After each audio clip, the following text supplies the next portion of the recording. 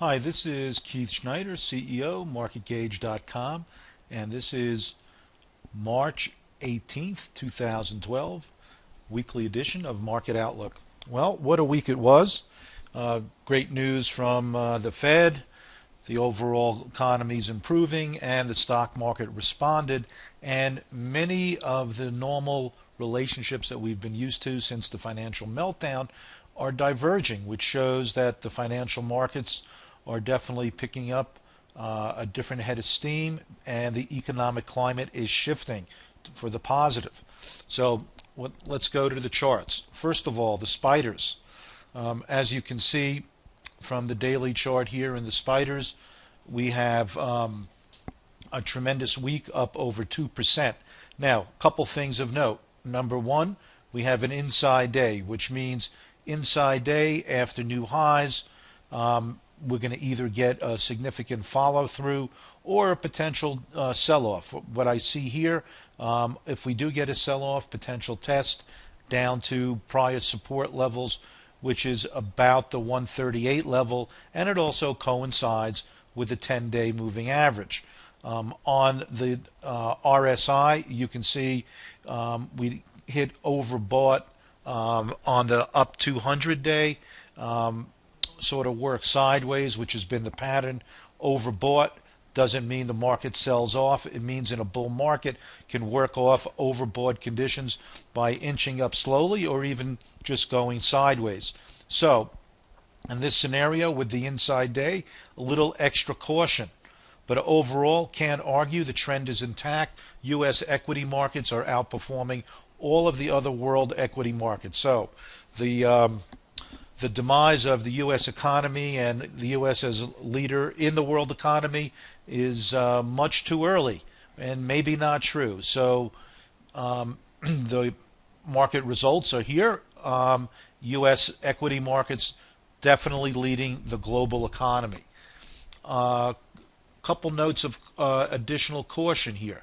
You can see that on the weekly charts, the relative strength index is overbought. So with the developing short-term pattern inside day, we'll get to the market sentiment indicators running a little bit rich, and the RSI here a bit overbought. We are definitely in a more cautionary zone. Doesn't mean that this rally is over, just means getting a little bit overheated. On the monthly charts, let's take a look at monthly. You can see on a monthly basis, we're also hit over 97 on the RSI. So definitely running a bit rich. Wouldn't be surprised to see some digestion on this key index and the indices in general. Now, let's take a look at interest rates. We had been talking about long-term, how interest rates are potentially topping. We've been hitting on this theme for several months now, and finally it has come to fruition.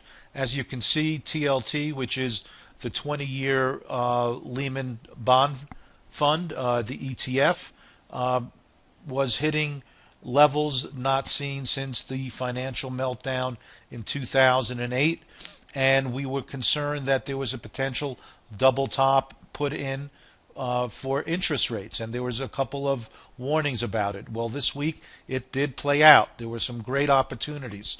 So in the daily charts, you can see we were concerned about the 115 level.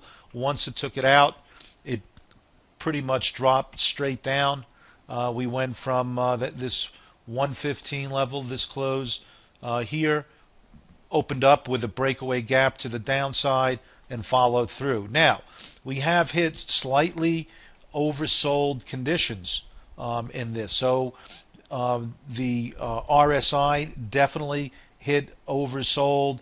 We're also right around that 200-day moving average, so wouldn't be surprised to see a bounce. What we want to now see is how far this bounce carries. If this truly is a top in place, this 114.50 to 115 area should act as a resistance on a back test. And again, would not be surprised to see that. In the TBTs, you're talking about the 1990 to 20 level. But again, you can see on the weekly chart, right, we were concerned about the market testing that 65-week moving average and rolling over this blue line. It did. Again, this is the first weekly close that is decidedly under this tight consolidation pattern.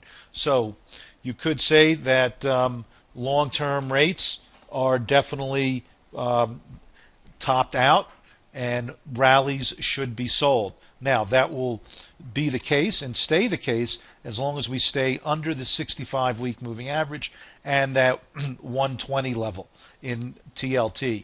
But all back tests should really be contained by the 115 to 115.50 level in the TLTs. Another thing to note is that the weekly RSI is the most oversold it's been. So would I be surprised to see a throwback rally? No. But it looks like a double top is definitely in place and that the anticipated rise in rates along with an improving economy is playing out. Okay, let's take a look at gold and see what's happening there. Let's see, we have a gold chart here. Hold on. All right, well, what I'm going to do is we're going to change this to GLD. Now, thing to note, I'm going to start looking at the gold chart by looking at the long-term trend line on a monthly basis. And you can see this long-term trend since 2009 has worked like a charm. That means with all these tests of it, if it finally breaks down, this is going to definitely startle long-term holders in GLD. Now, granted, you have long-term support on a monthly basis right around $1,000 an ounce, but that is literally $600 away. So we want to make sure that we're in tune with watching this 160 level or 161 level in GLD. As you can see, that held perfectly again this week. So if we break this decisively, you could see this long-term trend being tested. Now, what does that look like on the daily charts? And you can see on the daily charts, we have broken under the 200-day moving average decisively for several days. Looks like you're forming this up wedge here or a small bearish flag. If we break down from here, it'll be breaking long-term support on the monthly charts. So I wouldn't be surprised to see a violent test and a sell-off if that flag does play out to the downside, right? So it's unusual that the breakdown on the daily charts coincides with such an important longer-term trend line, right? So let's keep that intact. Now, also to note is that the RSIs on both the monthly, weekly, and daily basis are not overbought nor oversold, sort of mid-range. So you've got plenty of room to move either way. So let's be cognizant of what's playing out here. For the bull case, of course, a move back over the 200-day moving average would mean that a potential test of the long-term trend on the monthly long-term trend is holding, and potentially you're going to get a nice bounce off of that, which if things play out in the economic scenario that I'm seeing, should peter out sort of below the 175 level. But nonetheless, let's keep an eye on it. Now, what is also important to note that the linkages between gold and the markets and currencies and bonds have really been reversing. So just to go back, you can see that gold for the year, right, is only up marginally and also has been going in the opposite direction than the stock market. Additionally, long-term rates, which were fueling the stabilization and the market rally, has now been reversed. So when you look at those TLTs that we pointed out and them being under pressure with interest rates going up, the stock market going up at the same time, is definitely a direct inverse relationship to what had been holding the market up before. And now if the market is going up with rates rising, it's indicating an improving economic climate and probably a much more sustained rally. However, we can see on a short-term basis from the charts that we discussed a moment ago that there is some overbought and overheating on a short-term basis. So the question is, how deep should the correction be? I think I gave you the indications a little bit earlier. Now, a couple of other things to look at. Let's look at some market timing.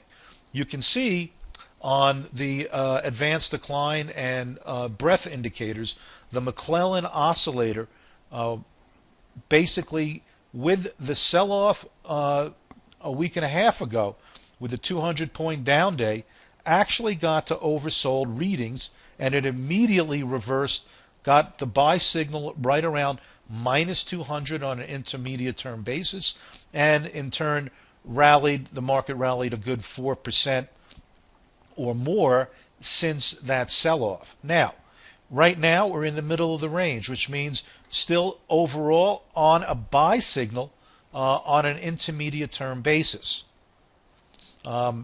On a shorter term basis, the 10 days advanced decline and up-down volume ratio, we sort of got oversold at the same time, came back into the a bullish reading, coming right off the oversold area, and has now worked its way. It's sort of mid-range, so there's plenty of room to move either way on the market internals. Now, taking a look at sentiment as defined by VXX, the VIX short-term index, you can see that we are now trading on the lows since August of last year, and sentiment is definitely getting a little bit ahead of itself, maybe even a little bit of irrational exuberance. So if we look at the chart, one of the things we like to identify is areas of irrational exuberance, and you can see that we have traded under the lower end of the Bollinger Band in the VIX. So that is showing that sentiment is really getting fairly extreme. Now, with this sentiment indicator, what we want to see is confirmation of market direction to confirm a potential short-term sell signal.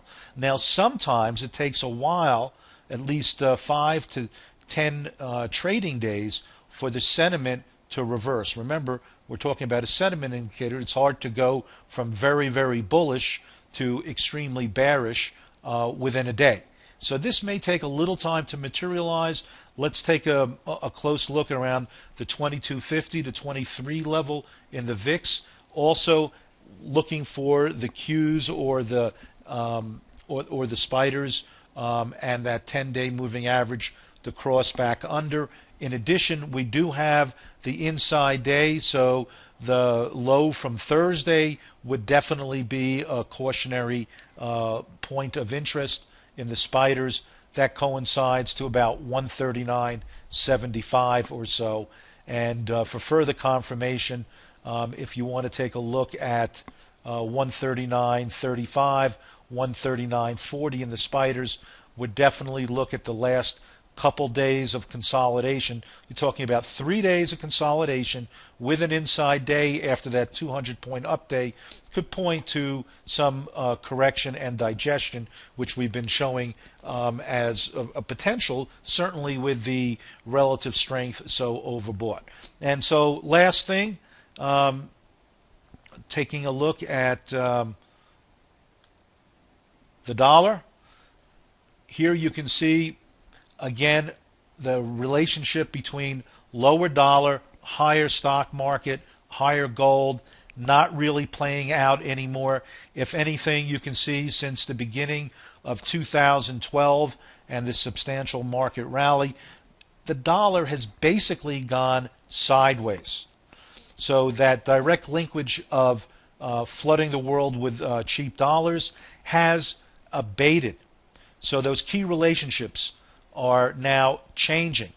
Our expectation is, yes, you can get a correction back to the old type of relationships, but they'll be short-term in nature, and the longer-term trend will reassert itself with gold weakening relative to the S&Ps, as well as interest rates hitting its all-time lows on this move here or close to it, and the low in interest rates has been put in, which would mean obviously a corresponding drop in the price of TLTs.